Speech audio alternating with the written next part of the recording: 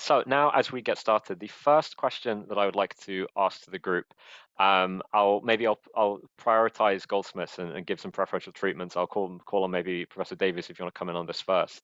Will. So I think the first thing to do in this discussion is if we work through this from the beginning and figure out exactly what has happened and how we got here, and then we'll deal with the projection towards the future next. So first question is just the Brexit referendum. Why was it called in the first place? What was the background political context? So starting with Will, and then anyone feel free to chip in with your thoughts afterwards. What was the background political context that created the referendum in the first place? Well, I think there are two things that need to be kept in mind. One is that the Conservative Party had been split over Europe really since the 1986 Single Market Act, which tore the Conservative Party in two, such that there was this attempt to maintain a kind of liberal, pro-international market ideology that people like John Major tried to sustain and David Cameron tried to sustain, but ultimately was at some point there was a feeling that the Conservative Party had to confront the fact that it had not taken a good section of its backbenchers with it, and that also a large section of its own membership.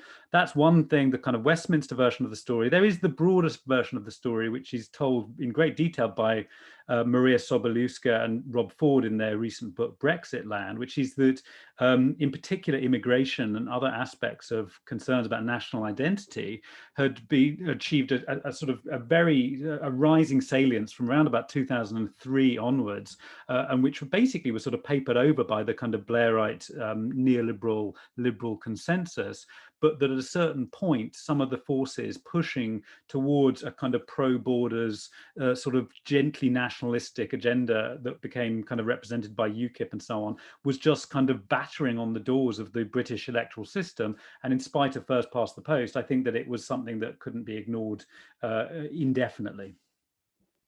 Yeah, I'm seeing a number of our other speakers nodding along to what you were saying there. Is that something, I'll allow any of you to chip in here. Your thoughts, is that something you'd agree with? So Sinead and then Femi.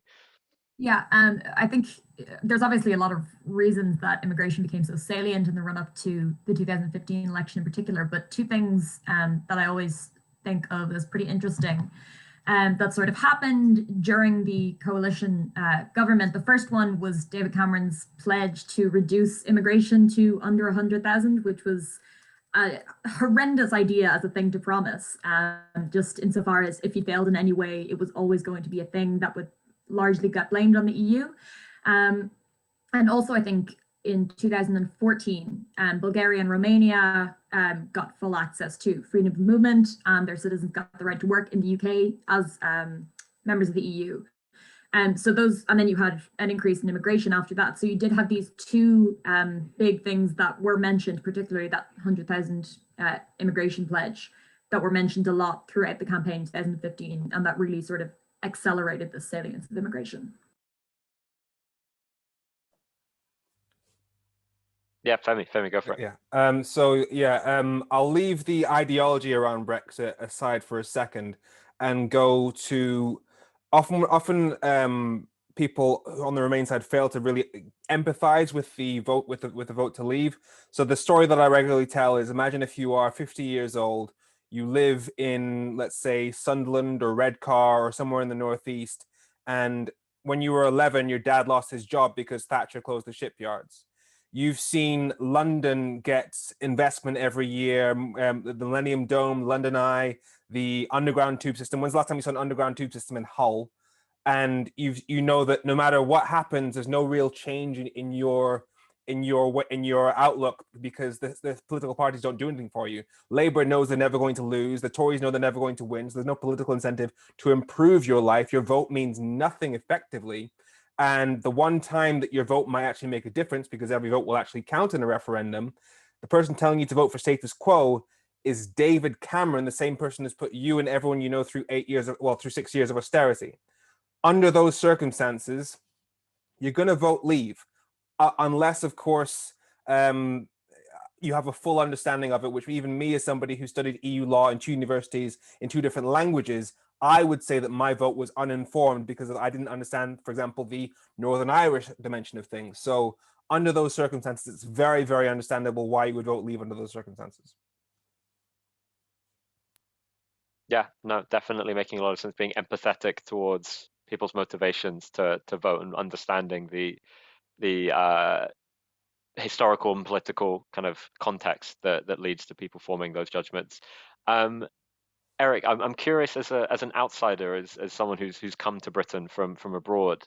Is there any kind of perspective that you have on this, getting to see it in maybe a more kind of objective way?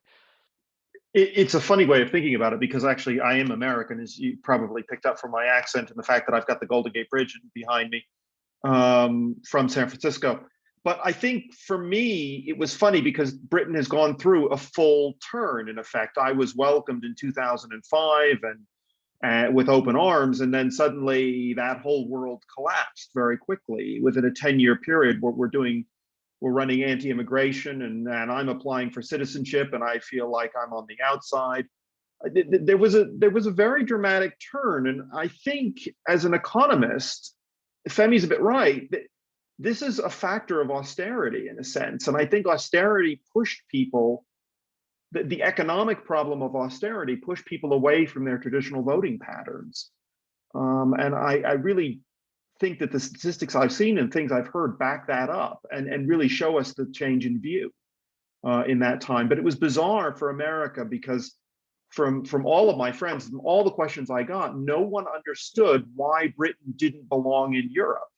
And you had to explain to them that this was a domestic problem, not a European problem. In effect, it was a domestic arrogance, if you will, not a European problem.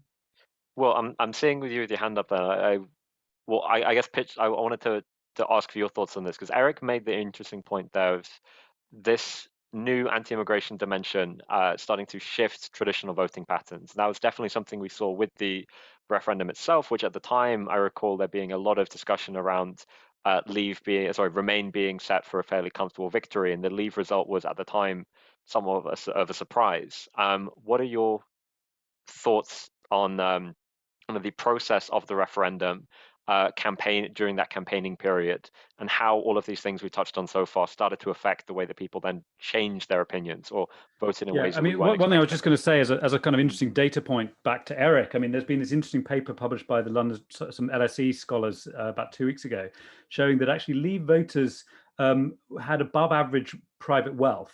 That's mostly housing wealth, but that's mainly partly because it's a symptom of age. I mean, the Leave voters tended to be older than average. They were less likely to have degrees than average, but then that's also because they were older.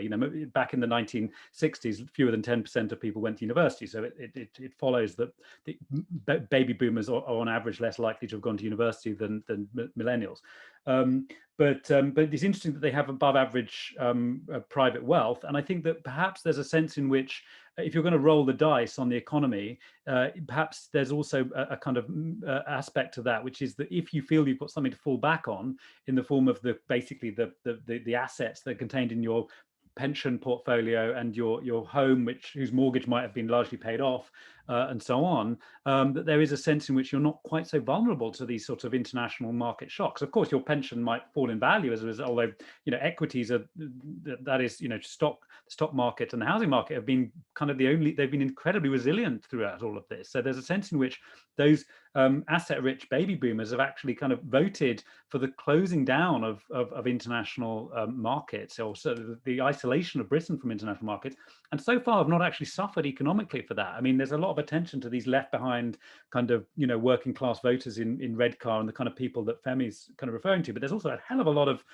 very well off kind of baby boomer voters all over kind of rural England who voted for Leave. And don't fit that type. As for what happened in the campaign, I mean, we know that the salience of EU membership shot up as soon as Cameron announced that there was going to be a referendum in June, which he made that announcement, I think, in the February. The number of people reporting that EU membership was amongst the top 5 things that matter to the country went from a very, very small amount to suddenly it was right up there with kind of the health service, the economy, and immigration. And that was partly because basically, without wanting to paint people as just sort of, kind of innocent and passive in all of this. I mean, the Daily Mail, the Daily Express, the Daily Telegraph, the Sun, they kicked into gear. You know, they became day in, day out for 4 months about various aspects of EU membership that were harming the country. And we know that one of the reasons why the polls were wrong about Remain winning was that a lot of the very final shift will happen in the final few days and possibly even the final few hours in terms of getting people to the polls. People voted in that referendum that did not normally vote in elections for reasons that have been mentioned. And we also know that one of the things that if these Facebook-based techniques of, you know, the sort of dark arts, if they are useful for anything at all, and it's still debated quite how useful they are, one thing they're very useful for is that final push. The person who might not have been bothered to vote, but in the very final moment, they get something that comes into their Facebook feed, which says, you know, we're about to suddenly admit X million people from, you know, Turkey and the Middle East into our country, which was the sort of thing that some bits of Vote Leave and Leave.eu did. And some really nasty stuff that came up in the last few days and hours to do with, you know, have you seen how they treat animals in Spain, and this sort of stuff, to really kind of play on people's instincts in some of the most sort of primitive ways. That stuff, if that stuff works at all, it works right at the end of a campaign, and Cummings certainly knew that, and the other Vote Leave data analysts. For sure. So Femi, I'm curious, as you're obviously someone with a decent amount of campaigning experience, what thoughts you had on the process of the campaign around the EU referendum at the time?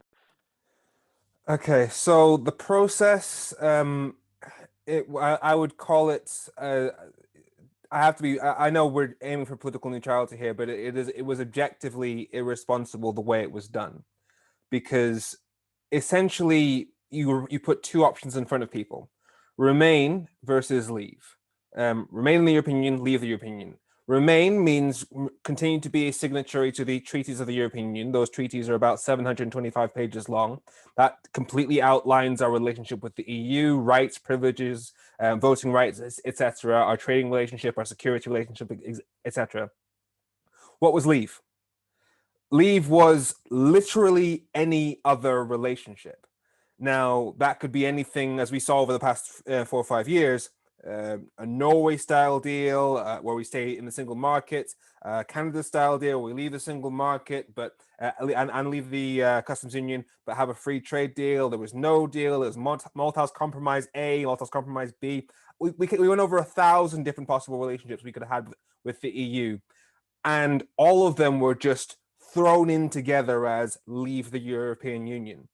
Now, the consequences of that was, during the referendum campaign, Leave put forward multiple different possible versions of Leave. And anytime you criticize one version of Brexit, they would say, no, but we'll do it this way. No, but we'll do it this way. And we're seeing the consequences today of that, which is that you've now got the DUP, which essentially propped up Brexit for 3 years, and the ERG, which is the hardcore Brexiteer wing of the Tory party, who are now opposing the deal that literally took us out of the European Union. So that was the fundamental flaw in the Brexit debate. I've often referred to it as signing a contract which is 4 words long, and then 3 years later, the other part of that contract adds, 525 extra pages of terms and conditions, and then tells you you've already signed. Doesn't exactly count as valid consent. So that was the fundamental problem there. As far as the narrative and the conversation, if you were to boil down the Leave argument to one slogan, we all remember it was "Take Back Control." The idea of having more sovereignty, more control of our laws, making our own laws here in the UK, as opposed to having laws made in Brussels.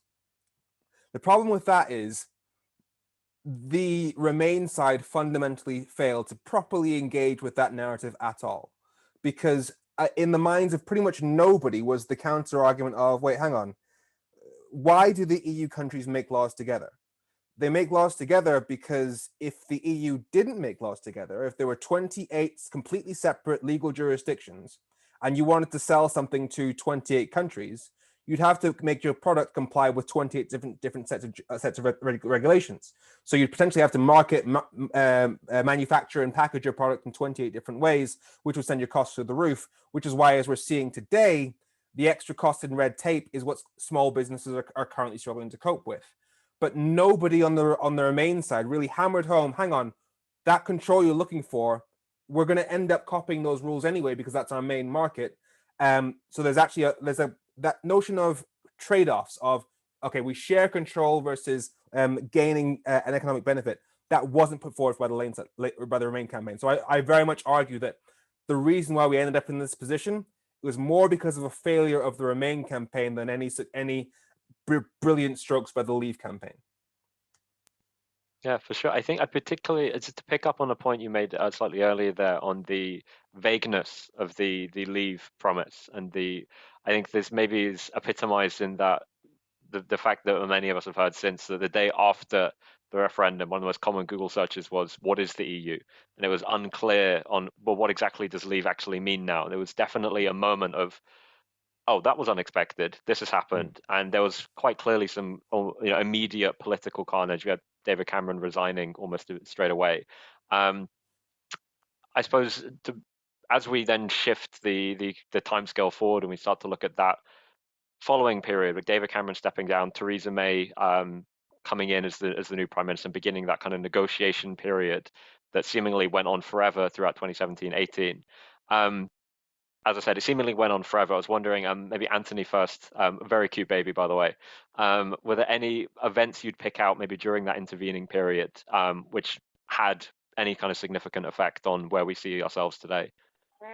In the period from the referendum to Brexit? Yeah, so sort of 2017-18, the entire May ministry period. Yeah, I mean, if I could just go back and pick up some of the threads of what people said, I will come to that, I promise, George. I agree entirely with what Femi was saying. Remain really failed to do its job properly. And part of that was a huge amount of complacency by David Cameron and other people at the top. And if you read a lot of the literature that's coming out from people who were around David Cameron, people like Craig Oliver and his key advisors, that's pretty much admitted to in their memoirs, actually, that the assumption was always they are going to win the referendum.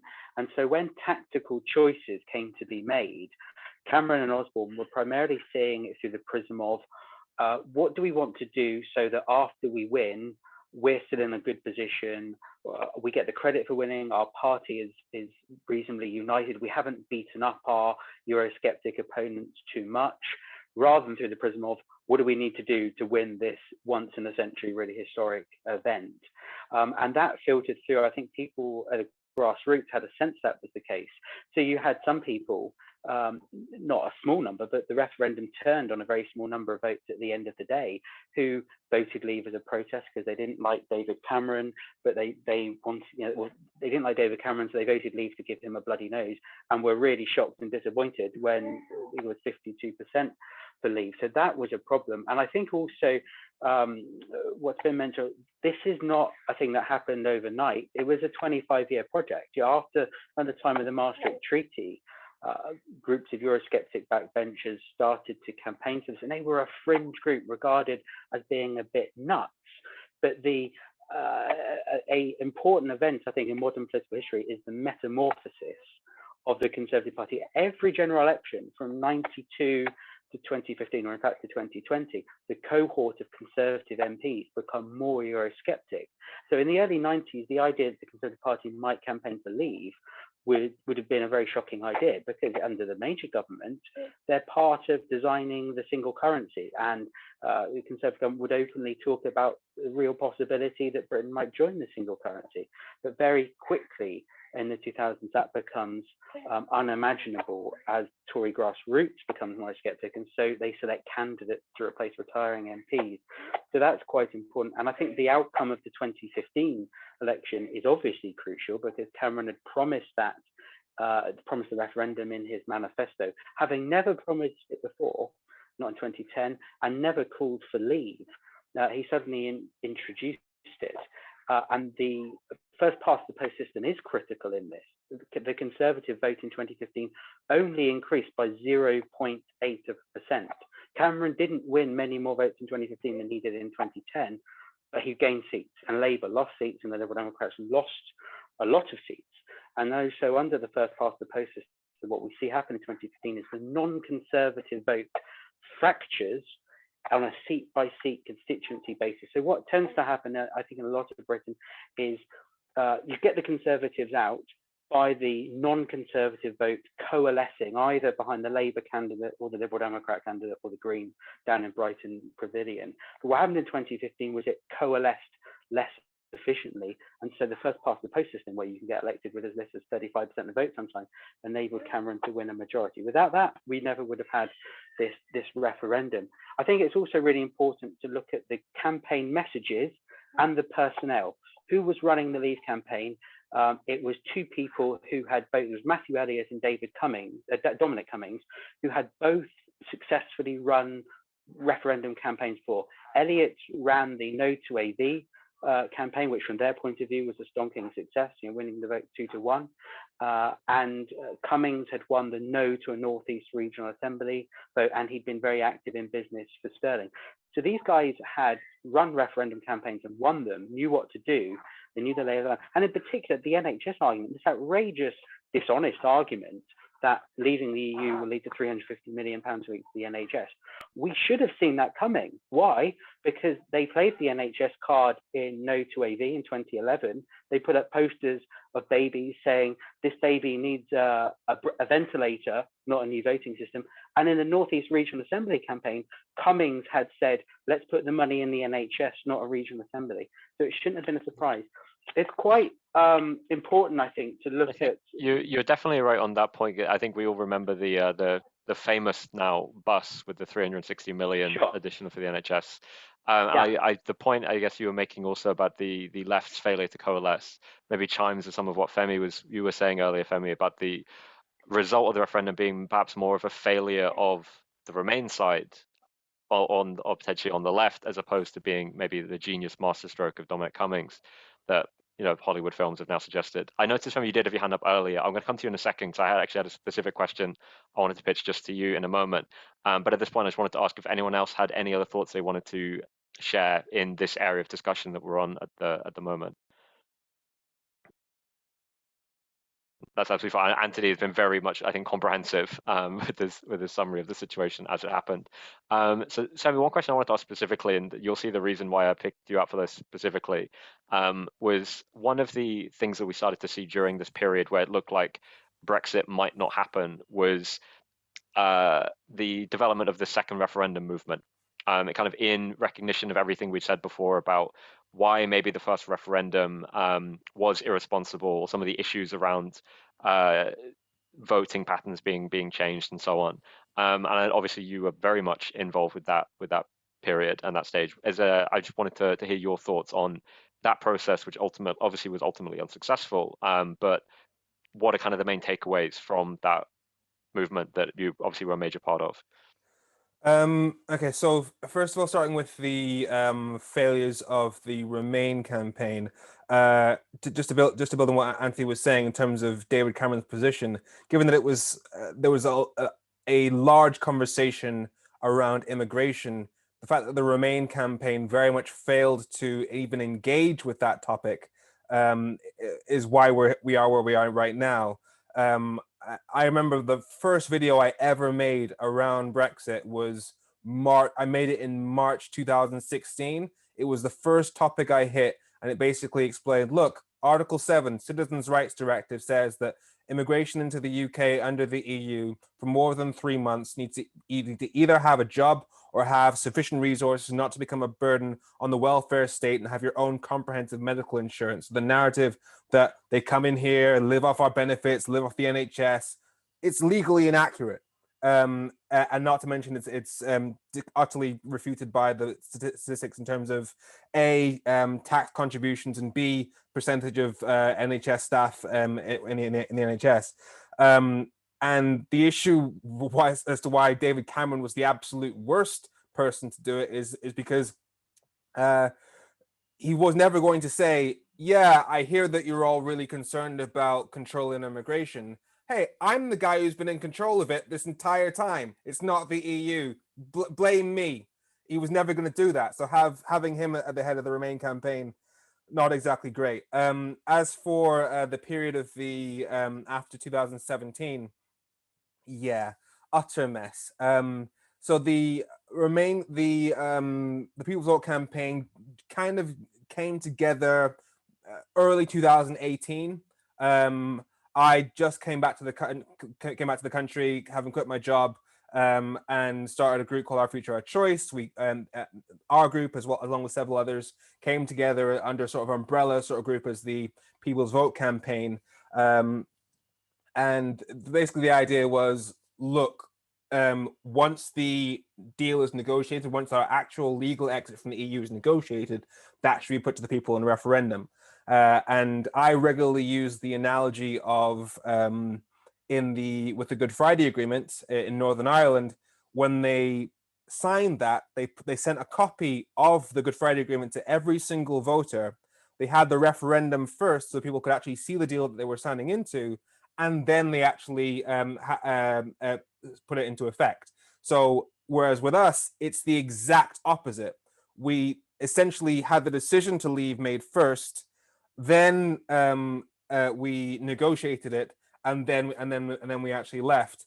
So the idea of consent just wasn't there. That's why you had during that period, you had the UKIP Tommy Robinson March, which was the Brexit betrayal march. Everyone very, very angry at Theresa May's deal. It suffered the worst parliamentary defeat of any bill in history. And that was with both Remain and Leave MPs strongly opposing it.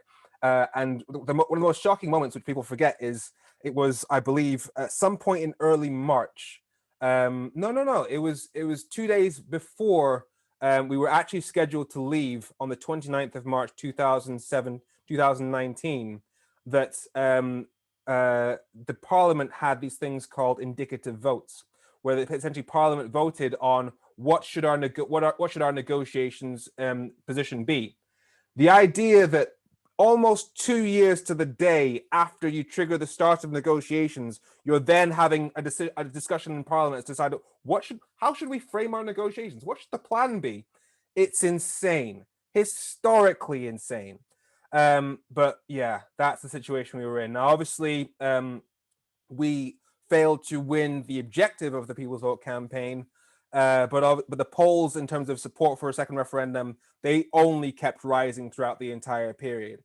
And as was mentioned just then, how our government tends to be decided based on whether or not the left can coalesce around one particular party in every constituency.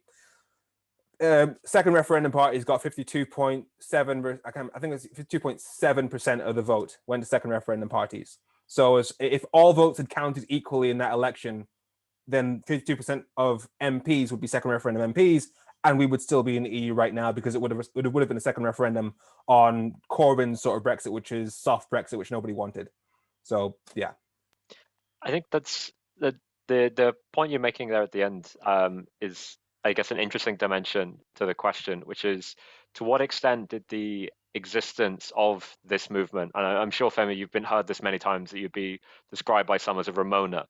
To what extent did the kind of vocal nature of a lot of Ramoning, I guess I'll pitch this maybe to Professor Davies as our political guru in on the chat. To what extent do you think the vocal nature of people like Femi affected the political system within that period? To what extent do you think politicians reacted either kind of positively or negatively, or neutrally, I suppose, to the vocal arguments to be made, I guess, on either side of hurry up or don't do it at all?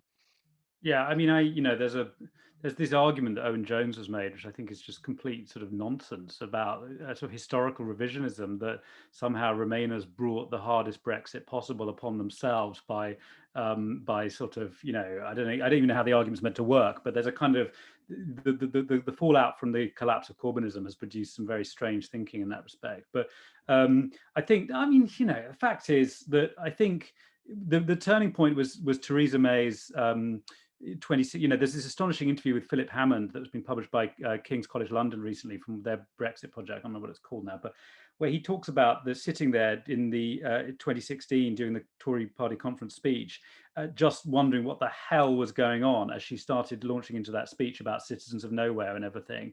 And then there was her red lines had already been put in place, but basically Theresa May boxed herself into a pretty hard Brexit over the so autumn of 2016, early 2017.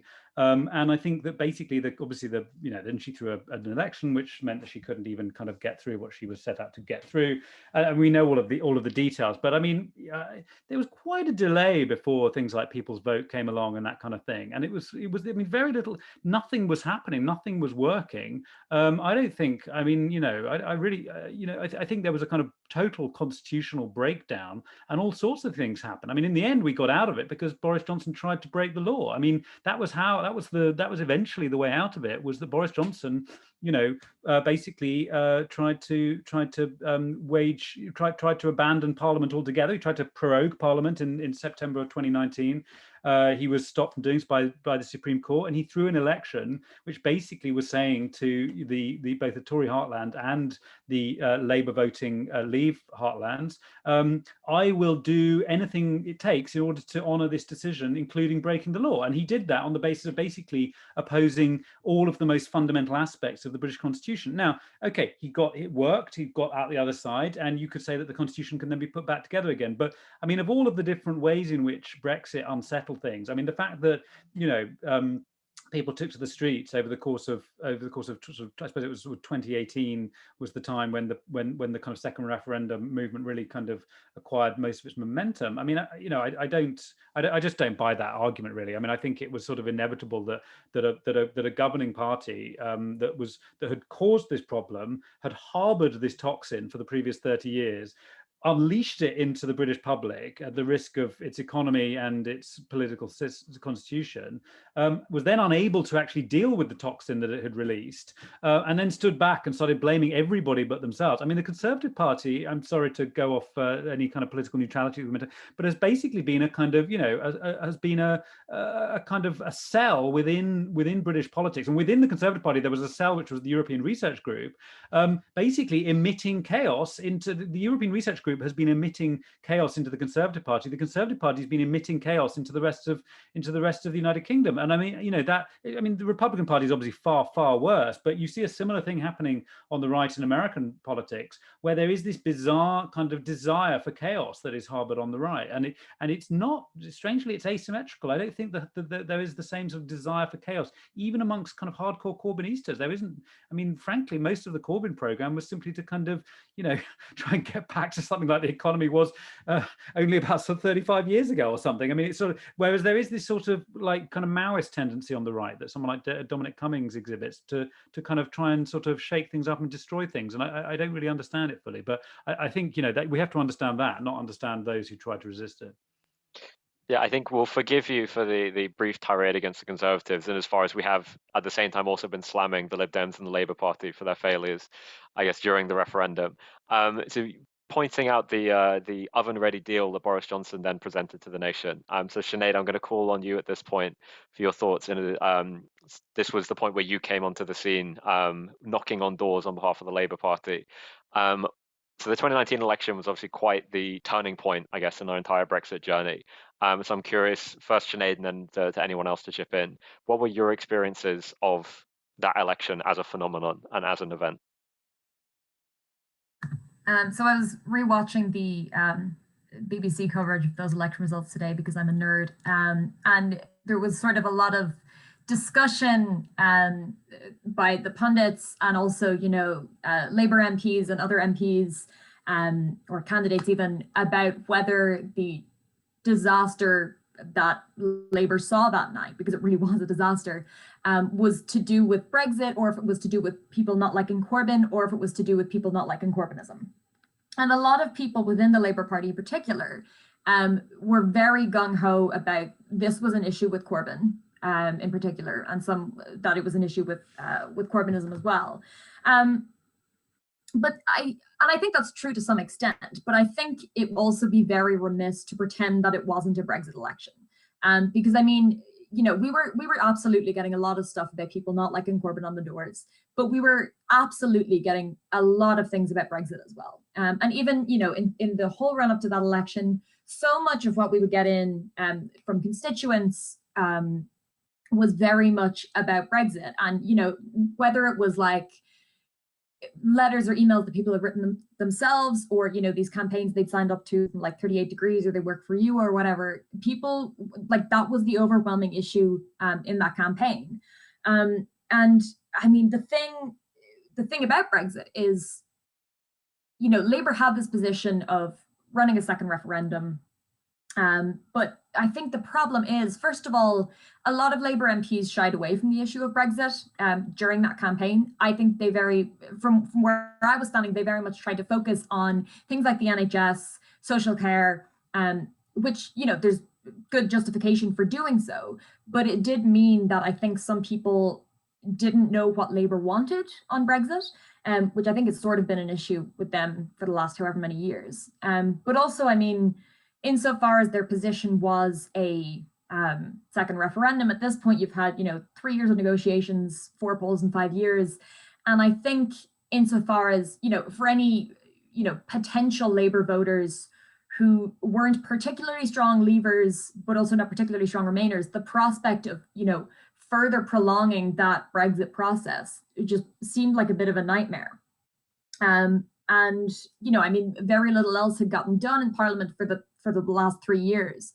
So there were very much a lot of reasons to not support Labour's policy on Brexit, regardless of the positions they had on everything else.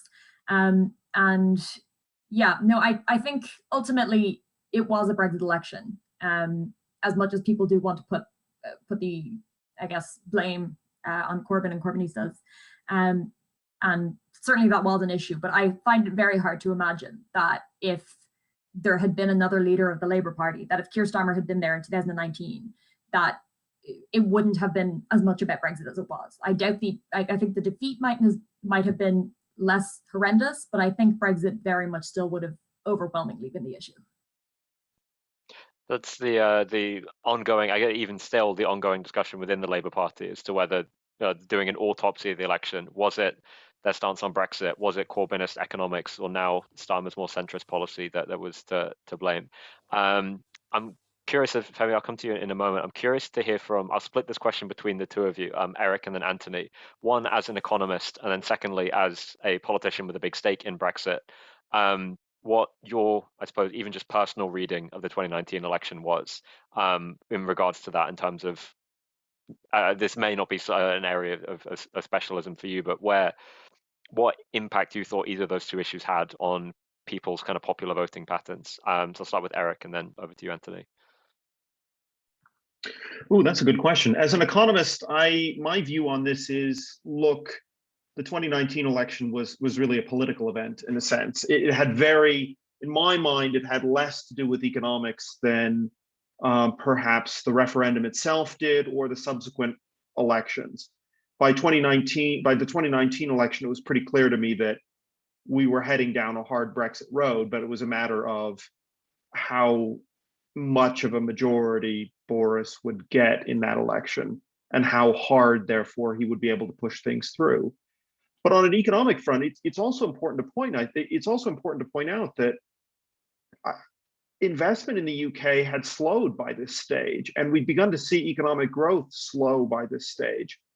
So in some ways, there was this counterforce, and I'm surprised because politicians tend to be rewarded for good economic gains in the period in which they're in office. I'm actually surprised that the Conservative Party was not punished more on that occasion for that. It really shows, I think, the weakness of Labour's economic positions, that when people talked about the economy, they trusted the Conservatives on this point. It really sort of is a pox on both parties' houses in a way.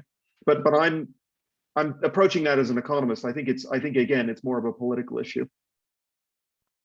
Antony, do you agree with that reading?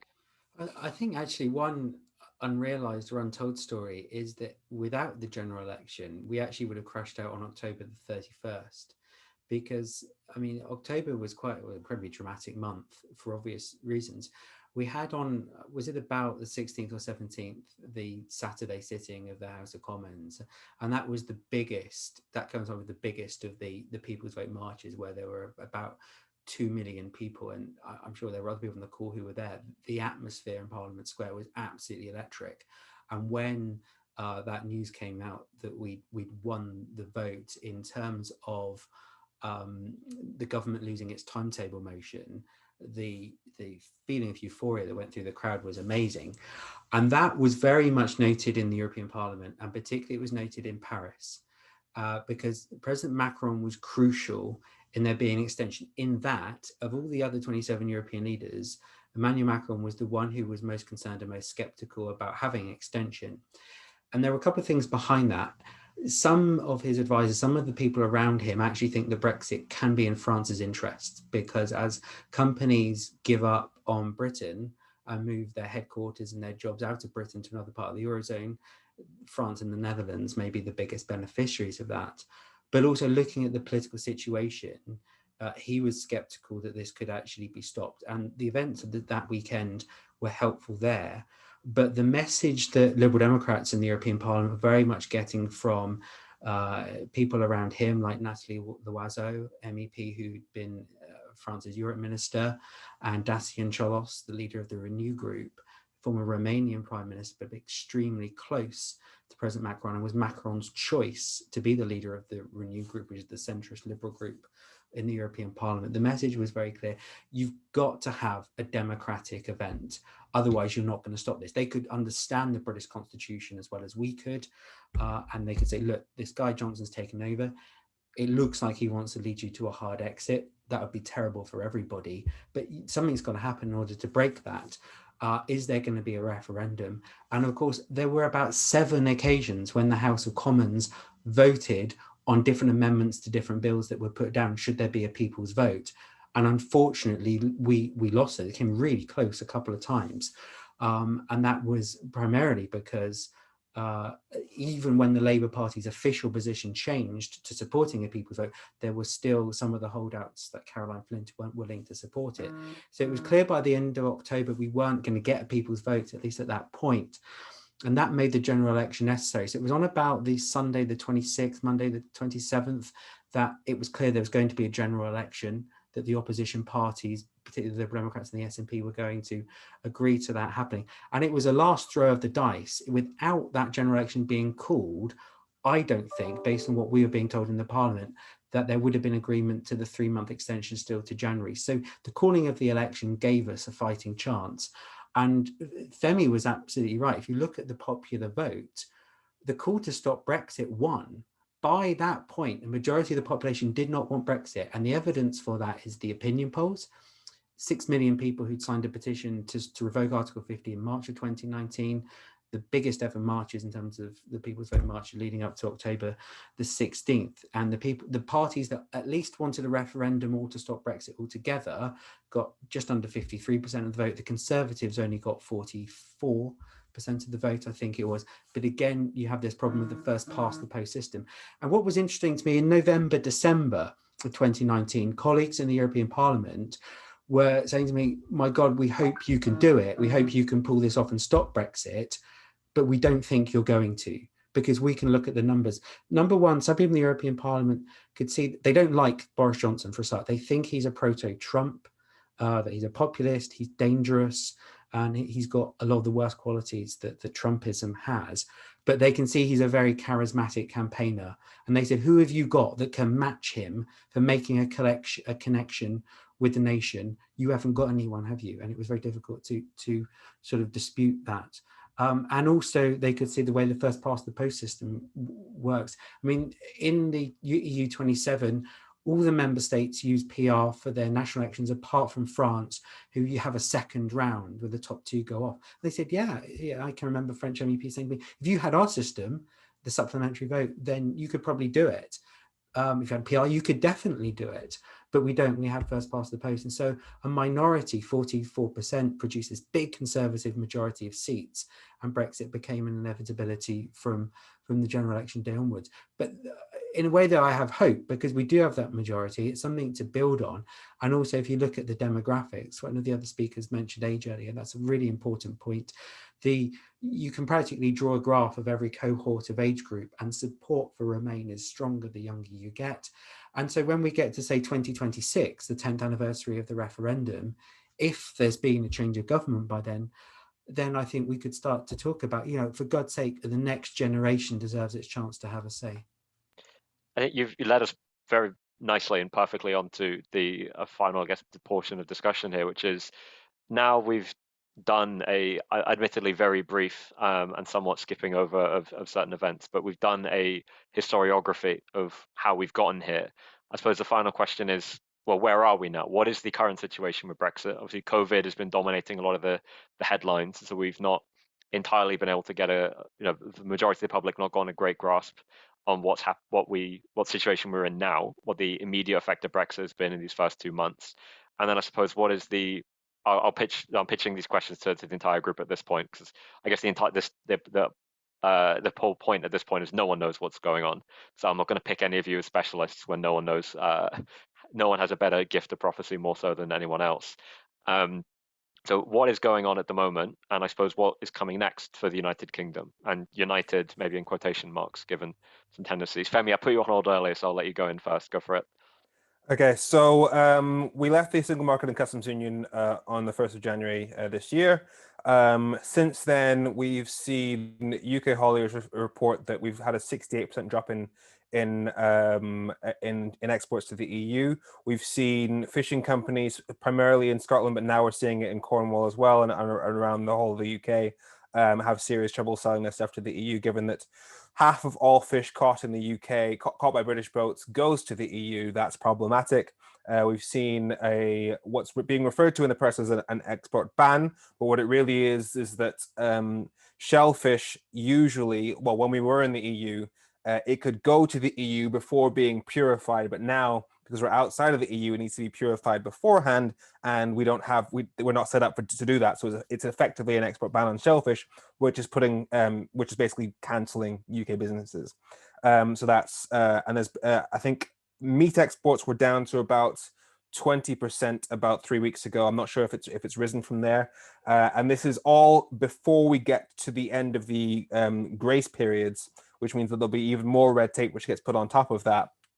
In relation to Northern Ireland, under the protocol, Northern Ireland effectively stays in the single market for goods, so same regulations as the EU in terms of goods, which is creating friction along the Irish sea border, which is now causing, unfortunately, familiar tensions in Northern Ireland. And you've had people on this side of the Irish Sea, such as Catherine Hoey, complaining about it, saying that the whole thing needs to be revisited. The ERG says the entire Northern Irish protocol needs to be scrapped. And so the tensions around Brexit are mounting. They haven't reached fever pitch yet. I imagine that as we move through the year, as the significance of COVID gradually moves slightly off center stage, as we start to get back to somewhere close to normal, those sorts of things will start to bubble up into the public consciousness again. Let me just go back to a previous topic and point out, in relation to Labour's policy, my main job over those 3 years was getting Labour to shift policy positions. Its position beforehand was, let's do single market, let's stay under the rules of the EU in order to protect businesses. The problem with that is, if you leave the EU, but you stay under the EU's rule system in order to protect businesses, you end up following the rules, but no longer having a say because you're not an EU member. And given that the main impetus of Brexit was to take back control, you end up with less control because you're no longer a member, but following the same rules. So there was no version of Brexit that Labour could logically have supported, because if you're doing it, why would you do it if you're going to end up with something that annoys Brexit voters more than remaining in the EU? And so as far as getting Brexit done and the reluctance to have a referendum, well, we're seeing where we are right now. In fact, I've got an entire thread explaining that if Corbyn had won, if Labour had won, his plan was 3 months to negotiate a new deal, 6 months to have a referendum, which puts us at September the 13th, that we'd have actually been done with Brexit under that plan. It's been about 150 days since then. So it's been that long since we would have been done with Brexit. And today we've got the ERG saying, literally, let's go back to square one and undo the withdrawal agreement. So that's the situation we're in now. So Brexit, despite the length of time we spent on it and everyone wanting to get it over and done with an oven-ready deal is now potentially being reopened again entirely. Sinead, I know that Northern Ireland's your area of research focus, so I'll let you take over on this one. So Northern Ireland, Scotland, both in a very particular situation at the moment.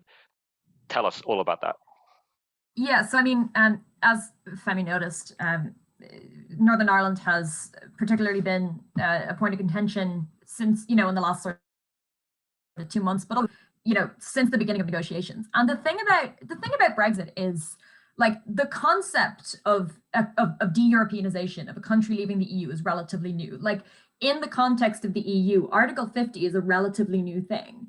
And the problem about, doing this experiment is difficult enough already, but doing it in a place where you have this political arrangement, where you have this Schrodinger's border, where you have to have a border, but also you can't have a border, is a really bad idea. And the problem with Northern Ireland starts during the campaign. And again, Femi noted this earlier, where, he, as someone who is, very up on EU law, was not totally informed on the Northern Ireland issue. And it was not mentioned during the campaign at all, as far as I can remember.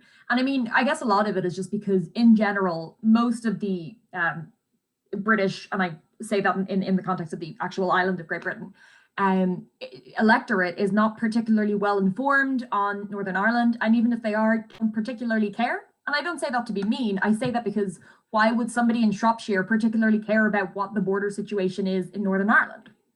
And that is the case with the electorate and the elites, because they're not going to have any electoral repercussions for not caring about Northern Ireland, because they're not going to get votes from Northern Ireland. The thing with Northern Ireland then and the border is, the EU wanted to ensure that you had no hard border. Everyone wanted to ensure that there was no hard border. The EU also wanted to maintain the integrity of the single market. So they needed to make sure that Northern Ireland wasn't being used as sort of a backdoor for the UK to have the benefits of the customs union, the single market, without having to pay into it and things like that. And then because of the DUP, you couldn't have the border down the Irish Sea. And that became much more of a problem after the 2017 election, where Theresa May basically couldn't get anything done because the only prospect that the EU would agree to on Northern Ireland, the DUP were never going to agree to, and those could never have been pushed through Parliament. And you see that in the protocol that we have now after the 2019 election. It's sort of similar to the one that Theresa May had, but it doesn't have this sort of consent from Stormont part, or the potential veto from Stormont, which was only really there because it was the only way she could get it through Parliament. And I mean, at the moment, you basically have so at the moment the situation is Northern Ireland is following EU rules on most issues, I think, but so essentially you have a border down the Irish Sea. And there recently has been this sort of interesting overlap between COVID and Brexit, where the EU, in my opinion, really stupidly threatened to invoke Article 16 of the protocol, which is basically them threatening to get rid of the Northern Irish Protocol in order to prevent vaccines going from the Republic of Ireland, i.e. the EU, into Northern Ireland, i.e. not the EU. And this has led to a massive, sort of controversy around Article 16 and around this border in the Irish Sea. And now the DUP are trying to get Boris Johnson to scrap the Northern Irish Protocol altogether. And I think that in itself just sort of sums up the issue with Northern Ireland throughout this whole process, which is that both elites and the people who, politicians and the people who were voting on Brexit don't know enough about it, don't care enough about it. And the other thing is that right from the beginning, it was a phase 1 issue, which meant that it had to be sorted out before anything else could be addressed. But then Article 50 was triggered so early that there was never really any time to sort out any decent plan on this massively politically and legally unprecedented thing. And, none of us should be surprised that it's now a complete mess, because there was never any decent attention or care paid to it. And now we're all paying the price. Now we're all paying the price. So I'm conscious of the fact that I know other people are going to have thoughts on this. I'm also conscious of the fact that as much as I love hearing from each of you, I also want to make sure we're giving a platform to all of our wonderful audience members who are here as well, and give them the chance to weigh in and share some of their thoughts on this. So what I will do is I'll come to each of our 5 speakers after we've had a few questions for some final closing remarks. So you each, I promise, still get one more chance to share anything else that you'd like to add. But at this point, I'll ask if any of our audience members have any questions. What you can do is if you, in the chat, just drop, I have a question, and then I can call on people one at a time to just unmute yourselves and ask, or if you don't have a microphone, you can just type out your full question in the chat. That's absolutely fine. And so your questions can be directed towards one of these speakers in particular. If there's a particular area that's of interest to you, or you can post a kind of general question to anyone, and then they can chip in. And I'll let them fight amongst themselves as to who wants to take the question at that point. So you now have your chance. Any questions you have to our panel of experts, we've assembled them for you. You've got a captive audience of people that can answer the questions you've always had about Brexit. If there's anything you'd like to ask, do so now, or forever hold your peace. So just drop a quick message in chat just to let us know you have a question, and then I can come to you. Odysseus, the treasurer of our society. Odysseus, yes. It's not that I'm giving him preferential treatment. He's just the only one who so far wants to ask a question. So Odysseus, yes. What question would you like to ask? Amazing. Thanks a lot, George. And I would like to thank everyone actually for this event. It's really interesting, and to see like all this information coming from different kind of backgrounds, like politically, economically, and everything. And actually, my question is mostly like economically and about the future of like the United Kingdom from now on. And I was wondering, because it was mentioned earlier, I think by Antony, that the beneficiaries of Brexit was like France and Netherlands. And we saw recently that the market, and especially like this, the largest like share trading center that was London for so long, it changed. And for now on, it's like Netherlands. And we saw recently as well, like 2 days ago, that the sterling, it was like at its highest. So I was wondering if you can comment on that, and like how can you see like England's economy and having this behavior these days after like 2 months now being after Brexit, and yeah, your comments on that. I think this is a question I'll give Eric first preference on this, just because this is right up his alley as our resident economist. But if anyone else wants to chip in and add any quick thoughts to his response, feel free to go for it.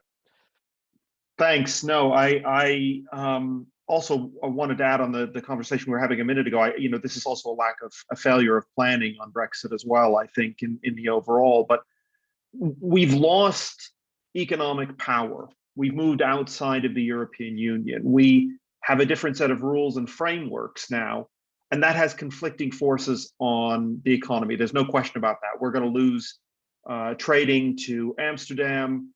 We are going to lose business to Paris and to Frankfurt and other things. We've already seen this trend happening. Many of my friends have already started to leave.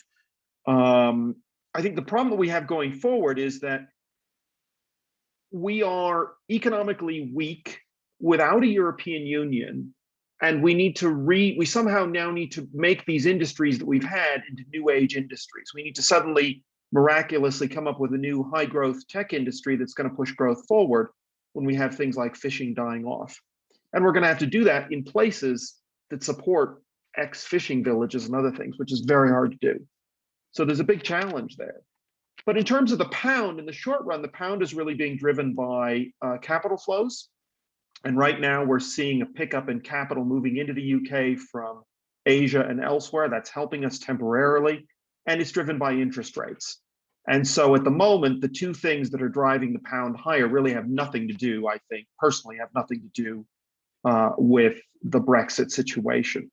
What we're really seeing instead, I think, is just short-term movements. In the long run, from my perspective, the pound has to go into the toilet, because we quite simply, I mean, this perhaps is a little bit politically controversial, but we quite simply do not have a viable economic strategy that is going to move us forward in the post-Brexit era at this point. We are talking about selling services, we're talking about selling manufactured goods and other things to the rest of the world, but we already sold those things pre-Brexit. Where does the new stuff, where does the new markets come from? Where do the new industries come from? Somebody's actually going to have to sit down and figure that out now.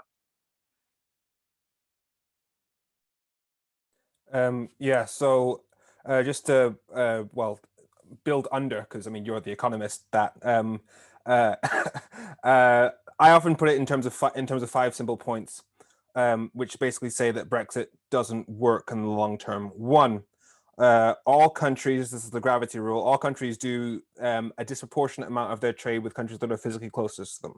That's why America has the deal with Canada and Mexico. That's why there's an association of Southeast Asian nations, etc. That means that, and the biggest barrier to trade tends to be differences in regulations. So regulatory hurdles, having to adapt your laws to the jurisdictions of different countries. That means it will always be in the UK's economic interest to have similar laws to its closest market, which will be the EU. Fourth, the one thing Brexit guarantees is that we no longer have a say over the laws of the EU because we're no longer members. Therefore, 5, add all those together, that means the UK will be permanently trapped in a position where it has to choose between following the rules of the EU over which it no longer has a say, which will annoy the people who voted for Brexit, who wanted to have more control, more freedom in terms of our choice of laws, or intentionally making ourselves poorer by diverging from our main market. That's an an opposition that we're now permanently trapped in until we rejoin the EU potentially in the future. What would you reckon, Eric? Because about your... I absolutely agree with that. So I teach trade, and the first thing I start with these days is talking about the gravity model. The idea that we're going to start trading more with Australia is bonkers unless we're planning to move closer to Australia, which I don't have that kind of power. You need to believe in Britain. Yeah, well, you know, I believe in a lot of things, but not politicians generally. But I think from my perspective, that's absolutely right. I think the only wild card here is, and I think this would have worked under Trump, it does not work under Biden. The only wild card is if the US could have done some extremely sweetheart deal with the UK that would have bailed the UK out of this problem somehow. But we would have had to adopt American standards wholesale, and I don't think we were ever going to do that. Or I think that the chances of that happening through even this parliament would be fairly small. So from my perspective, yeah, we're stuck between a rock and a hard place on this one. Absolutely. Well, I'm glad to see that our responses are getting more and more cheerful as we progress in the evening. Things are getting more bright and cheery. Well, we did market this event as being, hey, is Brexit too depressing for you? And I guess that's what we're delivering. So we've had another question come in the chat from our events officer, Maurice. So Maurice will come to you in a second. We have time for a couple more questions after this. So if anyone who isn't a committee member also wants to use the opportunity, feel free to do so now. But first of all, Maurice, what's your question? First of all, thank you so much for this interesting discussion.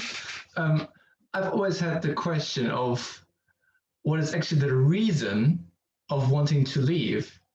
What is it actually an objective these people, like mostly like the Tories, had in the back of their mind of wanting to leave? So the best explanation, maybe not the best, but that would make sense, is of the incentive of making Britain a huge tax haven. Is that true, or is it more like a wanting back to the old empire kind of thinking?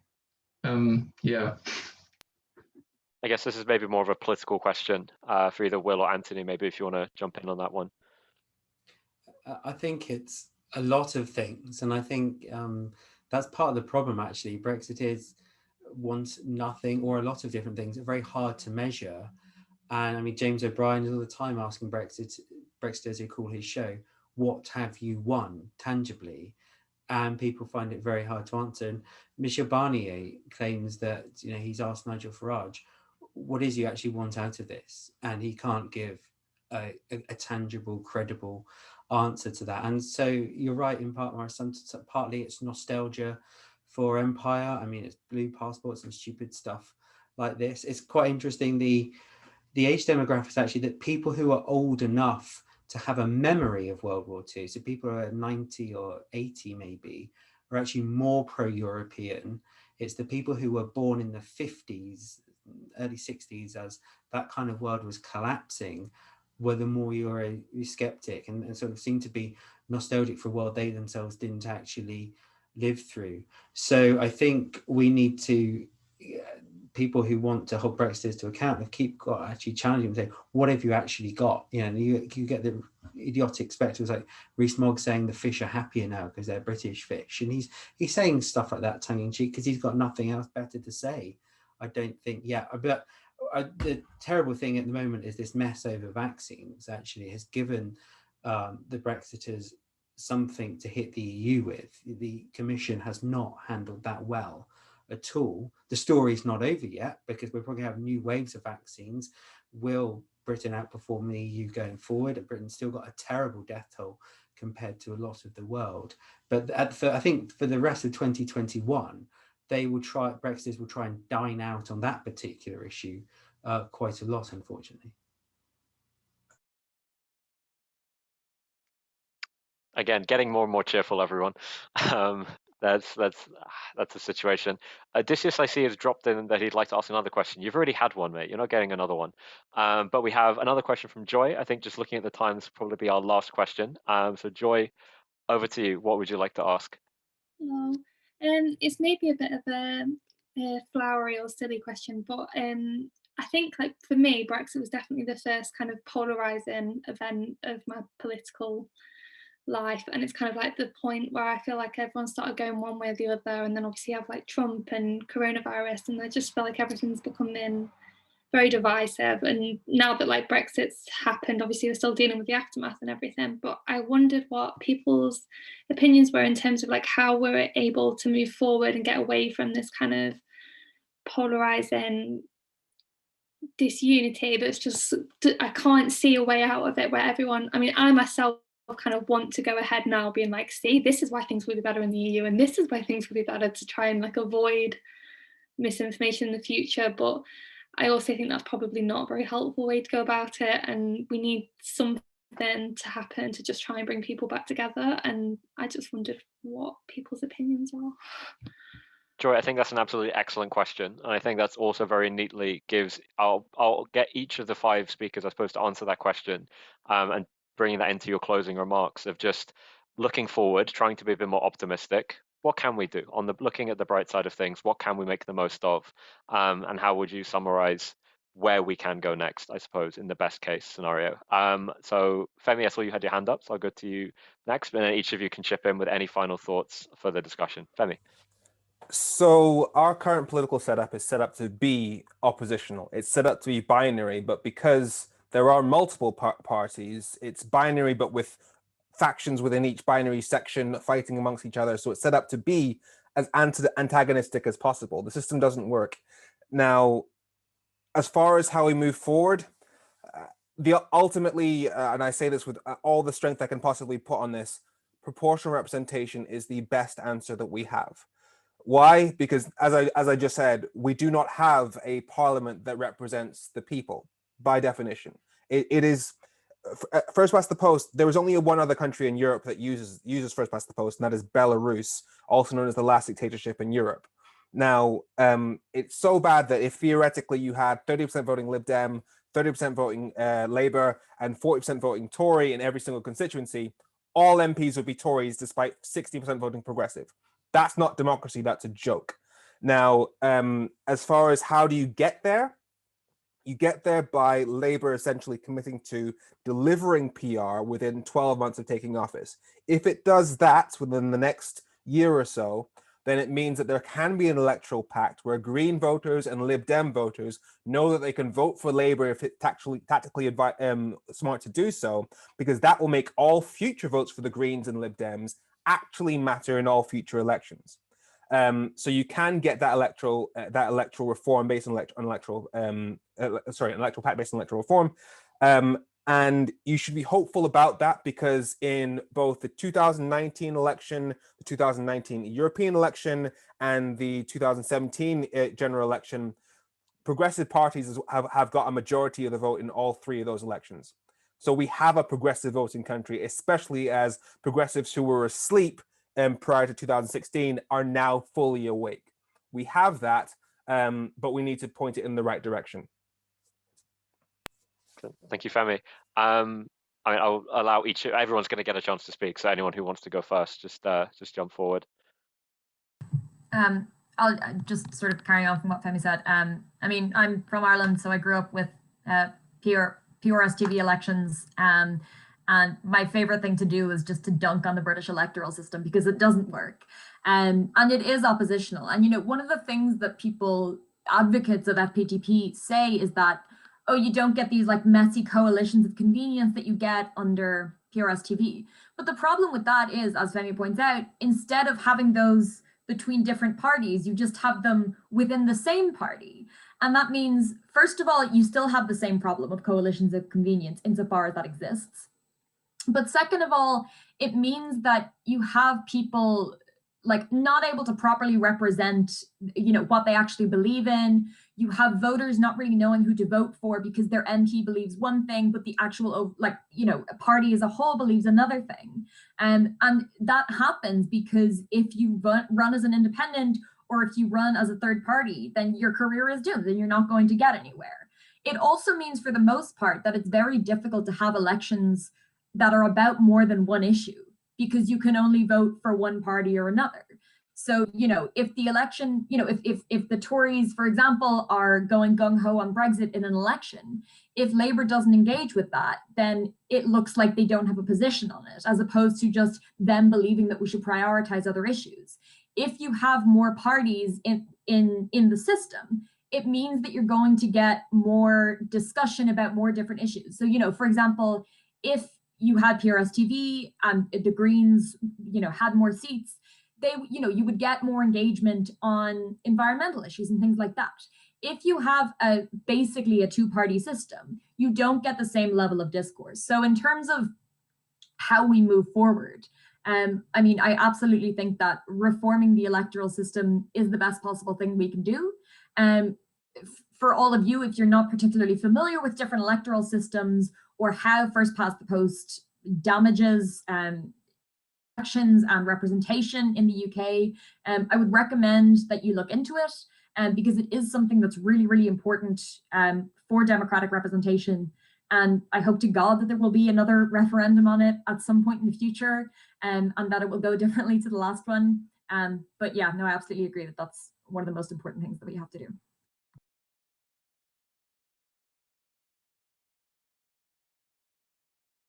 No pressure on the other candidates to, you know, also tie yourselves to the first past the post system, or either that or proportional representation. But any closing thoughts, Eric? Yeah, go for it. Sorry, yeah, I'll jump in there because I have non-political thoughts for a minute, which well, they're political, but they're non-political. In effect, Britain, the story of modern Britain since 1945 has been, and I think this is epitomized by Sir Humphrey Appleby, schizophrenia, if you will. We have at the one moment we're doing one thing, at the next moment we're doing exactly the opposite. In effect, I'm starting to view this as part of that story. You know, we have a very pro-Brexit administration in right now, which, from my perspective, has screwed up most of the trade elements of it. So the economy is going to be stuck for a while. As a result of being stuck, people will change their voting patterns. It's like you know, John Major failing to deliver in the 90s. Eventually, they change their voting patterns. They vote for the other party, who brings in the completely opposite set of policies, or some version of opposite. In effect, this is just part of the long cycle. The only difference here is that we're willing to tear up parts of what we had previously agreed to set aside. European Union had been previously set aside for 40 years. Now we introduce it as something that we're willing to effectively go in and out of. That, to me, is a constitutional problem. And moving away from the economics, we have I think, and this is a very American thing as well, I'm afraid, we have a fundamental constitutional problem in the UK, and that the Constitution is not written down, and so we can change what we're doing and reverse exactly what we're doing very quickly. And that probably needs a bit of a rethink in light of this. Otherwise, we could be having votes on whether or not we want a queen, and then deciding we want to bring the queen back after we kick her out of Buckingham Palace. I mean, in theory, you could go that far down the road with this. So we probably need to think about, when we get around to that, we probably need to think about some kind of constitutional changes, whether they're voting patterns changes or whether they are actually limiting the power of Parliament in some areas and requiring supermajorities for things, for instance, like we do in the States at times or in other European countries.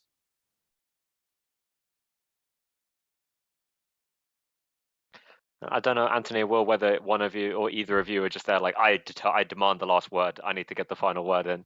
No, that wasn't your strategy. No worries at all. Well, in that case, it comes to you last, just purely alphabetically, Will. Anthony, in that case, over to you.